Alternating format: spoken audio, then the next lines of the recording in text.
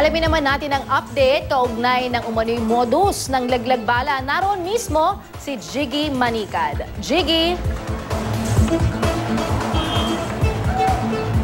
Maraming salamat, Lala, at nagpapatuloy nga ang investigasyon ng OTS sa sunod-sunod na insidente ng pagkakatagpo ng bala sa iba't ibang mga bagahe dito po sa mga pasahero na nagdadaan dito sa NAIA. At yung pong na-e-x-ray na mga bagahe ay dito nila nakikita itong mga bala di umano na dala-dala ng mga kababayan natin. Yung iba ay nangangatwiran pa rin na anting-anting o gamit na agimat nila itong mga bala na tatagpuan sa kanilang mga bagahe. Pero yung iba ay maring itinatanggi na kanila yung mga bala. At sa kabila nga po ng balitang ito ay may ilan tayong kababayan na nahulihan pa rin. Yung iba ay nagtataka kung bakit at paano sila nakalusot sa unang x-ray at pagdating dito saka pa lamang nakikita itong mga balang ito.